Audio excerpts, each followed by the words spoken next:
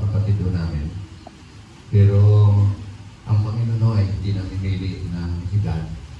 Kung gusto niya na tayo magpahinga, papahingain ako tayo. Sino gusto rito magpahinga? Sino una yan? Pero dahil kung malayo tayo sa Panginoon, nagagawa ho natin ang gusto natin. Tama po ba ako? Kasi hindi tayo pinangungunahan ng Panginoon eh. Nung siya naman ay nagbigay na ng buhay niya sa Panginoon, gumanda naman ang kanyang buhay. Ano? Alam niyo po bakit malapit sa akin ng pamilya ito? Ako kasi ang nagkasal sa kanya. Si Ruby ho, 2 beses kinasal.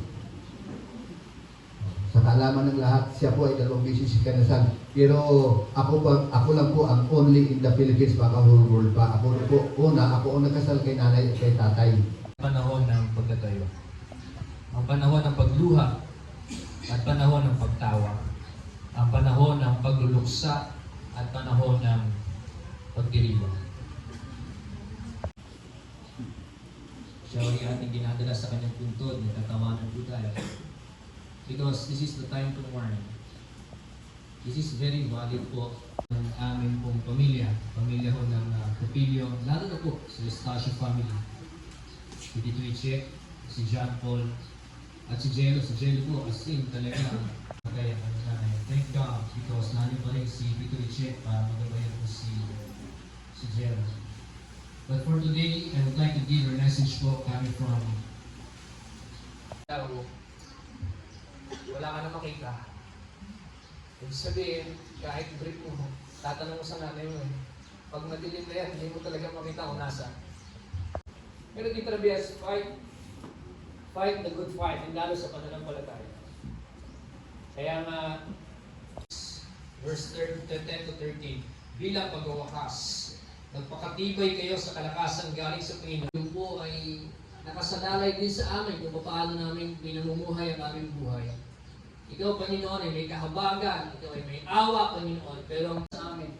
Ibinibigay niyo ang mga dapat at mga hindi dapat, ibinigay niyo ang inyong utos, Panginoon, sa amin. Sa pamamagitan ng inyong mga salita at nasa amin yung po sa karera ng buhay. Ano po yung nagdadrive sa amin everyday, kung paano kami dapat bumabangon, nagpapatuloy, Panginoon. Ito ba ay pera, ito ba ay kasikatan, ito ba, Panginoon, ay pag-araw-araw, gusto ka lang namin mapasaya at mabigyan ng kalulatihan. Kaya, Lord God, first and foremost, Lord, ang buhay. May balik namin, Panginoon, sa original na pagkalighang sa amin. Lahat ng pangangailangan namin, if we will seek you first, sa pamamagitan din po ng pagkasulat ninyo sa Mateo 6 verse 33, unto us, if we seek you first, your kingdom and your righteousness. Kaya hindi rin magkukulang sa amin ang lahat. Magkakaroon kami ng mga bagay na magsusupply ng kailangan namin, Panginoon, everyday. Kaya Lord, nawa, manatili po ang bawat isa. Ako ay nagpapasalamat nagpapasalamat po sa lahat ng mga nakasama namin sa loob ng gabi na yun na si Mama. Kay Mama at pati rin sa amin. Sinmahan niyo kami tuloy-tuloy, gabi-gabi. At yung mga galing pang Cavite, Mindanao, at sa mga Termindor, kina Tita, Tito rin. Si Ruby po bilang isang asawa.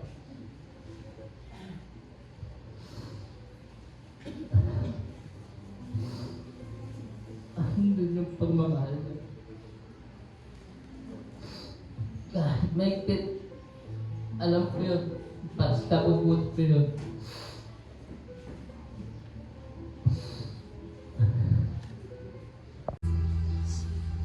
Hindi mawawala. Bitin man ang lahat para sa pangarap natin. Andiyan ka para igaling mo kami tatlo.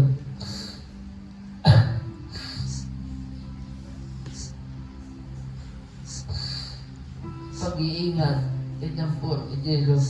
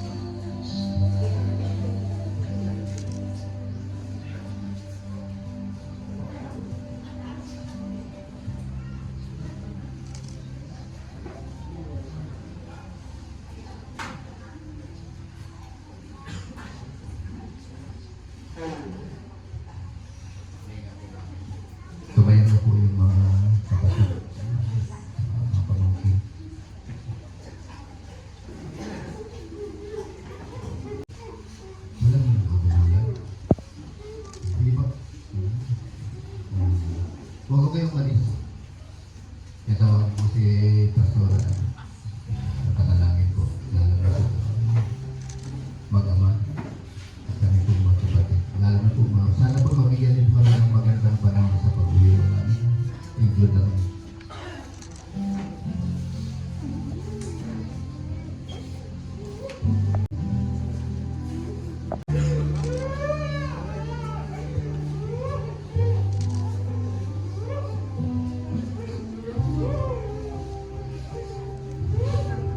Tayo naman. Ama, sa pangalan ni Jesus.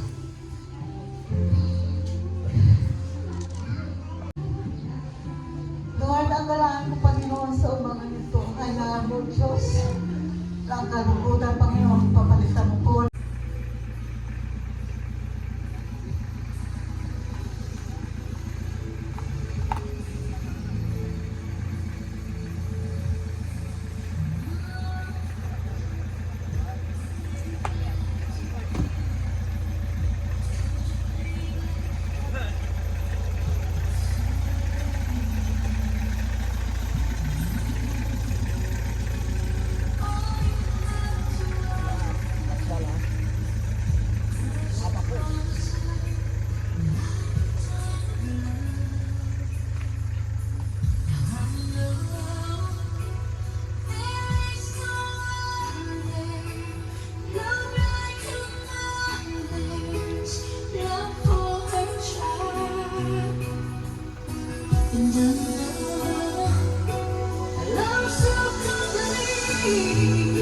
Something must believe, most say goodbye. Goodbye's the saddest word I'll ever hear. Goodbye's the last time I will hold you near. Someday you'll say that word and I will cry. It'll break my heart to hear you say goodbye.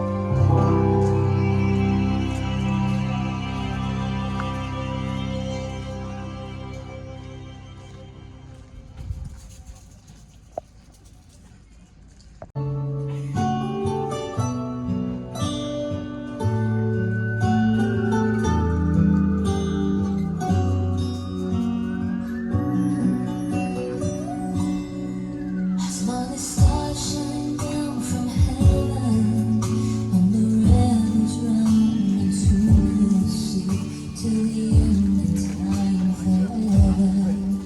You're the only lonely.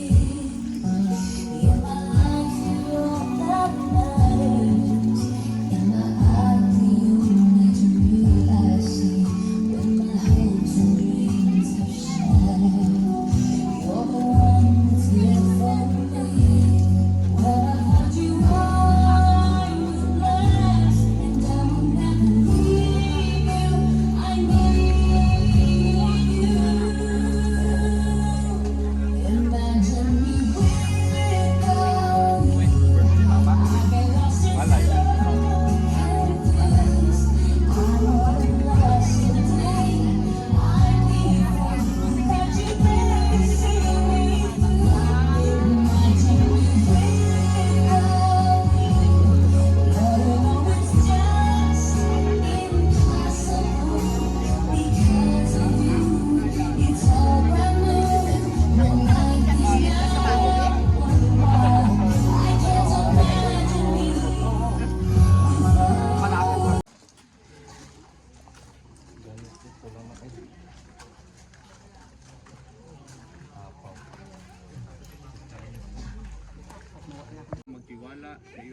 katapusan para sa amin.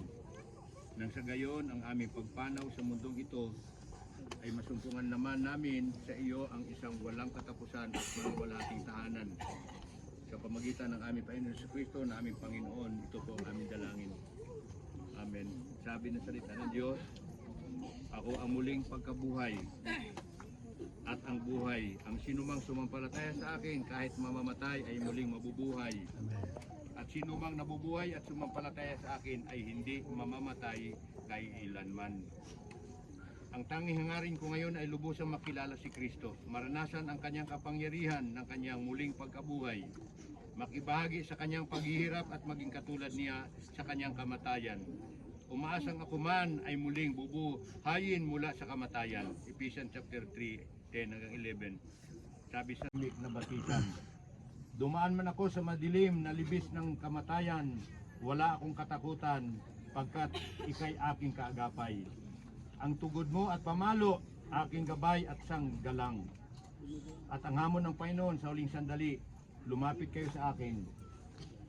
Kayong lahat na nahihirapan at lubang nabibigatan sa inyong pasanin, at kayo'y bibigyan ko ng kapahingahan. Pasanin ninyo ang aking pamatok at matuto kayo sa akin, sapagkat ako'y maamo at may mababang loob.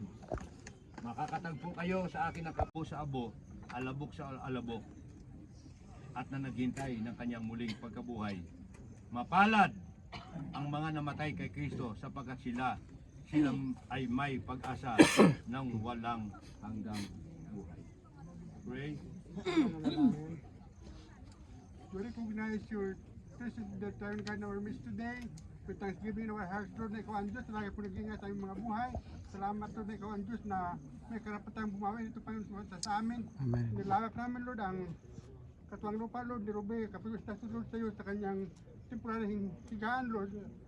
Darating ka, Panginoon, na siya sa lubong sa aming Panginoon at alanan, Panginoon, na hindi ito katapusan ng kanyang buhay. Katawan namin na matay, subalit karoon at babalik sa iyo, Panginoon, at tinahan pag-asa, Lord. Nung kami mamatay, Lord, meron kami buhay na pag-asa ng galing sa iyo. Lord, as we continue, God, to give to you, we thank you, Lord, for that.